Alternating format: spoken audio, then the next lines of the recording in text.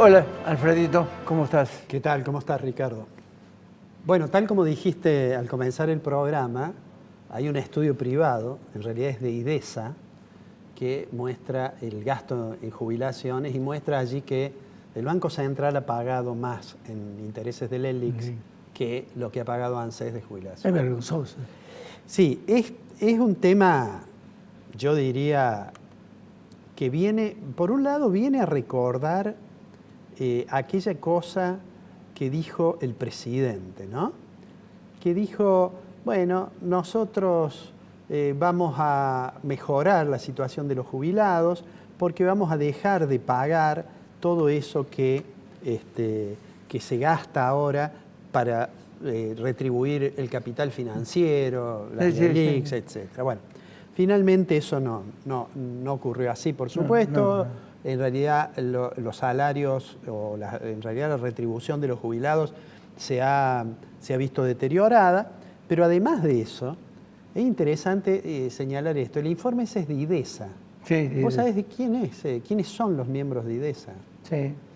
El ministro de Economía de Córdoba ha sido de IDESA, supongo que está en licencia, pero allí está digamos, su hija, creo que la también hija, ahí. Virginia, La hija. una economista muy Sí, talentosa. economista también. Jorge Colina. Jorge Colina creo que también es economista. También economista. Coautor con Osvaldo Giordano. Con Osvaldo Giordano el libro. Y con Carlos Egiaro, de un libro que se llama Una vacuna contra la decadencia. Bueno, pero dejemos eso y vamos a esto que estamos viendo acá. El señor que está aquí a la izquierda de Massa es el actual secretario de Agricultura. Sí. Y bueno, vos sabés que la situación del secretario de Agricultura es compleja en un gobierno que no tiene buenas relaciones con los productores rurales en general y que además estamos atravesando una cuestión grave como es la sequía. Inclusive tenemos una imagen de la sequía de un campo que muestra realmente un paisaje desolador. Desolador. A raíz de eso, el gobierno, advertido de esto, esa es una fotografía de un campo por estos días, digamos, ¿no? Bueno, mejor dicho, en el momento antes de levantar lo que queda de la cosecha. Sí, sí. Pero entonces a raíz de eso estamos con este problema de una gran sequía en el campo, y lo hemos dicho otras veces, una gran sequía de reservas internacionales en el Banco Central. Entonces el gobierno, justamente ayer, salió la reglamentación de lo que se le suele llamar el Soja 3. ¿Recordás que cuando salió la primera decisión de tipo de cambio especial para la soja, nosotros dijimos, bueno, esto va a solucionar por un tiempo, pero va a haber otros que van a pedir, y a su vez la soja que se vende hoy es la que no se puede vender en enero o febrero del año que viene. Claro. Bueno, vino el plan Soja 2 y bueno, ahora sale esto. En este plan además se han incluido otros productos, ¿no es cierto? Regionales. Y además se han incluido, claro, las economías regionales, y que las economías regionales tendrían, digamos, va a estar vigente este tipo de cambio de 300 pesos hasta el 31 de agosto. Y hay una nómina de productos que entran dentro de esta clasificación. Es decir, ¿qué es lo que dice el gobierno? Mire, usted liquídeme ahora las exportaciones a los exportadores de soja y yo le pago 300, en vez de pagarle el tipo de cambio oficial debe estar en 2.18, 2.20. Entonces, esa resolución que hoy ayer salió reglamentando esto que se llama así el programa de incremento exportador, en realidad va a tener, digamos, algunos efectos. Uno se podría preguntar, bueno, ¿va a funcionar esto? Cuando se pregunta si va a funcionar, se tiene que preguntar qué es lo que quiero resolver.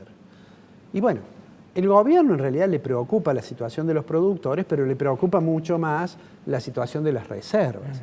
Entonces toma esta decisión para cambiar, digamos, un poco una tendencia que se ha visto desde principios de año.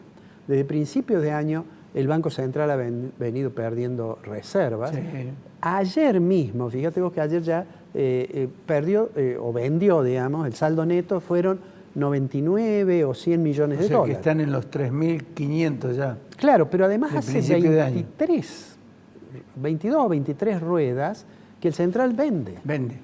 Entonces, a raíz de eso, asumen esta decisión.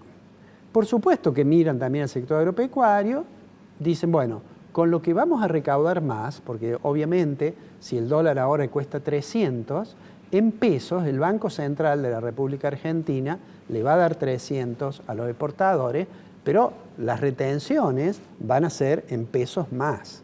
Entonces, dicen, bueno, una parte al menos del aumento de recaudación por derechos de exportación, que son las retenciones, la vamos a destinar a atender también problemas de los productores que están con inconvenientes en la sequía. Pero insisto en esto, mira, desde que está el mercado único y libre de cambios, ese que yo digo que no es ni único ni libre, que es del año 2002, hasta ahora, nunca tuvieron un trimestre como el de 2023. Es decir, un trimestre en el que el Banco Central vendiera tantos dólares. O sea, es una situación realmente delicada. Entonces la pregunta es, bueno, ¿qué puede suceder? Y vamos a repetir algo que dijimos con el soja 1 y el soja 2.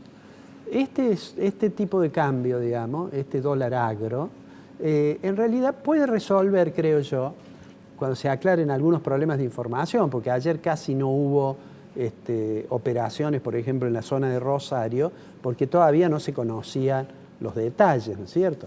Pero digamos, yo diría, va a resolver y probablemente en abril, durante el mes de abril, cuando veamos en el cierre, vamos a ver que se ha recuperado algo de reservas. Pero eso va a ser a abril. Eventualmente puede ser una parte de mayo. Pero insisto en esto no hace que haya más soja. Esto hace que se liquide la que tengan. Exacto. Y entonces vamos a entrar en un problema nuevamente, seguramente hacia junio, julio, que para colmo nos va a tomar en el medio ya de discusiones más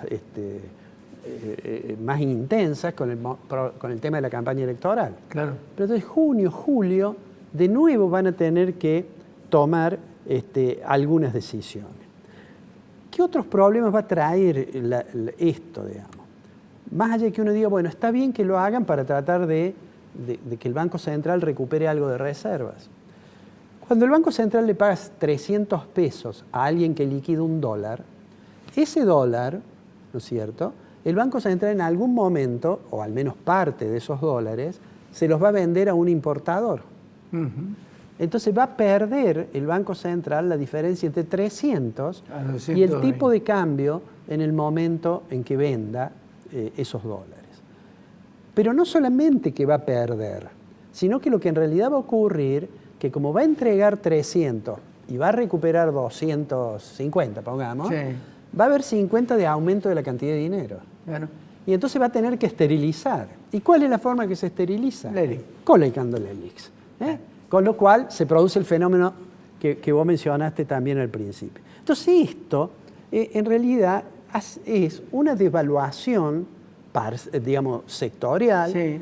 No es un desdoblamiento, nosotros hemos hablado mucho del desdoblamiento, es una especie de desdoblamiento sui generis, pero que además genera, por el lado de la cantidad de dinero, una presión.